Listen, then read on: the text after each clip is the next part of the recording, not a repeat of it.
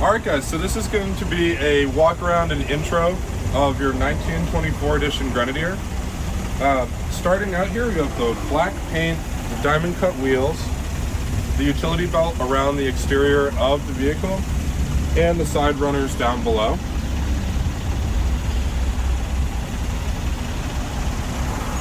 See the nice tinted glass. Right up here, we have the one of 1924 limited edition.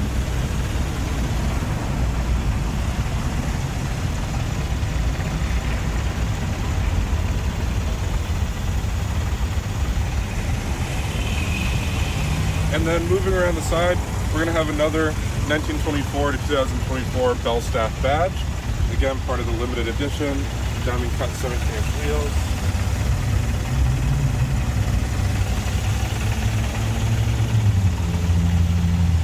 This is going to be your fuel door. Pretty standard, open on the left side, gas goes in there. You want to use 91.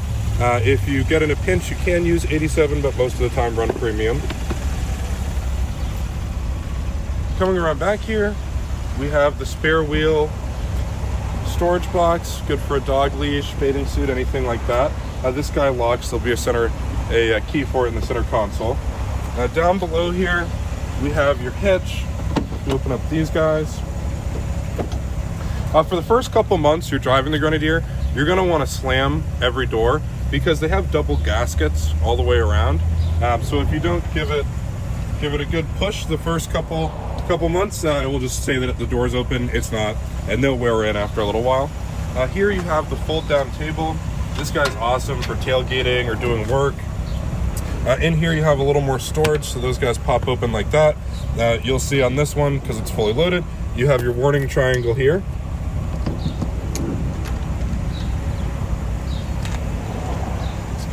Comes up like that. Back here, a couple items. So we have your safari window storage. I'll show you how to take those off in just a sec. Down here we have your utility trim pieces. So these guys, if you want them this way, so down here, this is going to be locked, they won't open. If you have it like that, you just grab either side and push in, and they can mount on the exterior here. So if you want to, have your dog leash or something like that, you can mount it. These guys can hold about 200 pounds.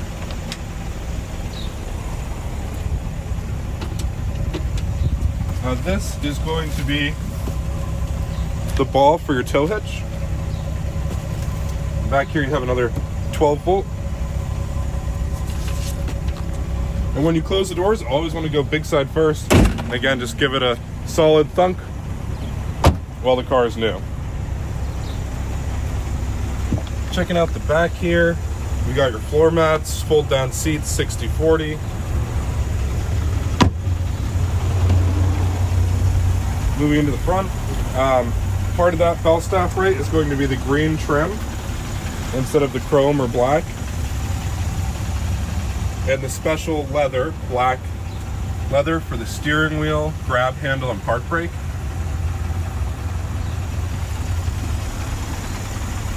And I'll see you on the inside. All right, inside the Grenadier, up top, we'll start with the safari windows. These guys open up like that. If you want to remove them, there's a little hinge here. You pull up on that guy, and they come out vertically like this, and then they lift straight off, and they can go into the bag in the back. To install them, it's just the inverse. Make sure these guys are lined up. It's going to come down like this, lift up on the clip, and pull them down. Up here, we have a couple different switches. So this is going to be your power. So if you are, let's say, tailgating or something like that at the beach, and you want to charge phones or a fridge, just turn this guy on. These are pre-run for any accessories you might want, if that's a light bar, air compressor, anything like that. Moving down here, we're going to have our diff locks, front and back. Off-road mode. To do that, you press and hold. Off-road mode's really nice if you are, moving around your yard, something like that, at the beach, because it's going to turn off all the safety nannies. It also makes it so you don't have to have your seatbelt on, and it will lock the doors. Or excuse me, it won't lock the doors. Right here, wading mode, if you're going through a couple feet of water, you'd want to use that. You do have to have the off-road mode turned on and be in low range, and you can turn it on there. Right here we have your auxiliary lights. Those are the two lights in the center. You do have to be in off-road mode to use them. One popular upgrade is people will override and install aftermarket lights that look OEM, but you can use them anytime and flip them on right there. This is your light level. So if you have a heavy trailer on, you can adjust the angle of your lights so you're not blinding oncoming traffic. Down here, downhill assist mode. If you're going down an icy or muddy hill, you turn this on. It's basically a slow speed cruise control for going downhill. Then we have traction control and your interior lights. This guy here will make it so when you open the doors, the lights turn on like that. Moving down into the screen here, most of the time you're going to just have your Apple CarPlay. However, there are a couple features here that you might use. So if we go into off-road mode, in here we have your attitude, pitch, roll. If we move on to the next one, it's temperature. Now, when it gets cold out, you might see a light here for low tire pressure. It's perfectly normal. To reset it, you click right here, set RCP, and it's going to reset the tire pressure sensors. Moving down here, this is Pathfinder. So if you're on a trail and you go in and come out, it will follow you here. This is more lat long and the compass information. This vehicle has the interior compass, so it's kind of redundant there. And then on the bottom, we have electrical. So here you can monitor your state of charge, see your voltage, battery temp, and if it's charging or decharging. Next, we'll go into device. And this is where you're going to add your phone for CarPlay. You just click connect new phone, walk through the procedure, and it's going to put CarPlay right here, so you won't see any of these menu items. Now we have pre-programmed the favorite button, which is right here. When you get in, you click the favorite button, and then you're going to click this guy here, over speed warning. Most people like it off.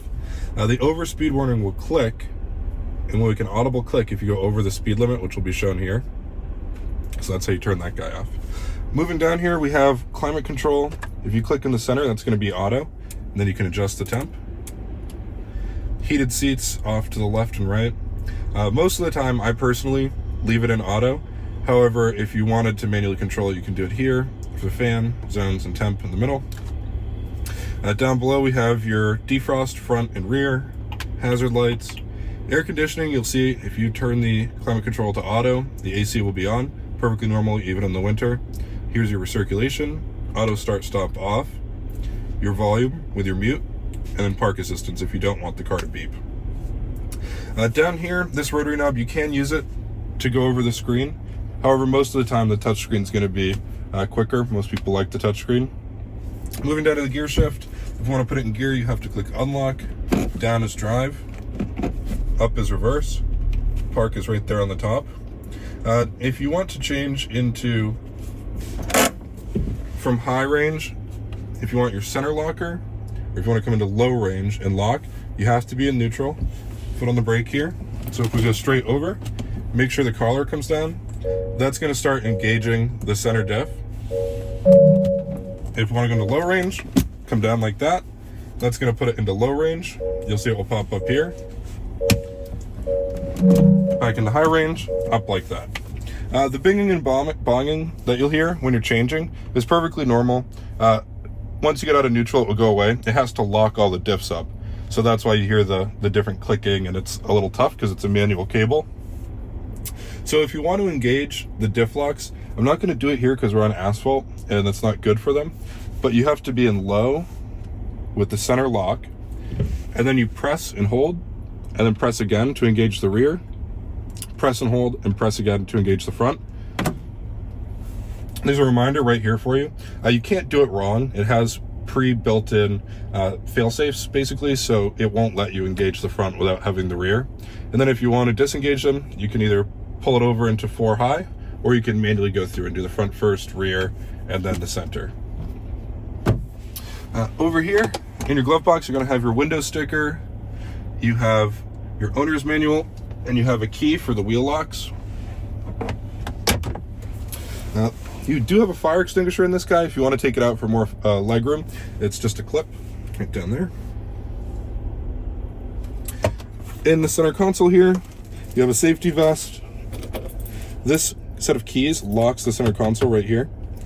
You also have a USB-A and a USB-C, and that carries over into the second row. There's also a USB-A and USB-C there. Moving over here to the steering wheel, so you have seek track, okay, volume up, volume down, your toot horn, big horn in the middle. Over here is cruise control. You can set it, resume, speed up, speed down. This will answer or end a call, and then this is Siri. Over here you have your wipers. So this is the sensitivity of them. Up will turn on the front. This guy here on the back is for the rear wipers. If you pull it towards you, it will wash the front. If you push it away from you, it will wash the rear.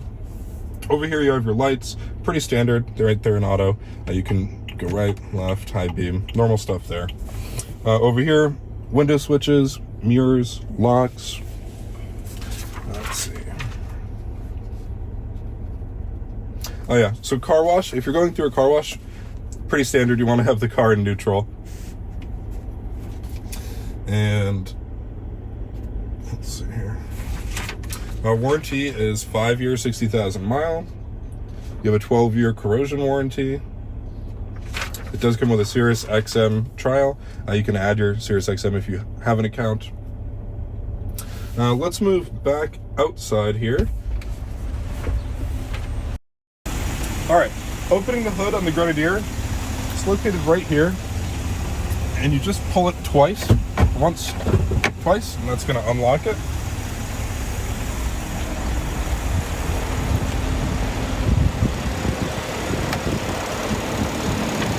When you come up to the front, windshield washer fluid goes in here. If you need to jump the vehicle, you do not jump it from the battery, which I'll show you in a sec. You jump it here. This is your positive terminal, and the negative hooks up right there. When you close the hood, like everything, you just want to lower it to here and let it drop. Make sure both sides are locked. Let's go check out the battery. So the battery and fuses are located under the rear seat. This is to prevent corrosion. If, let's say, on a different car, you're driving it in the winter, salt gets in and corrodes the fuses. Here, you lift up the seatbelt. These are your fuses. Your battery is under here. And if we go over to the other side,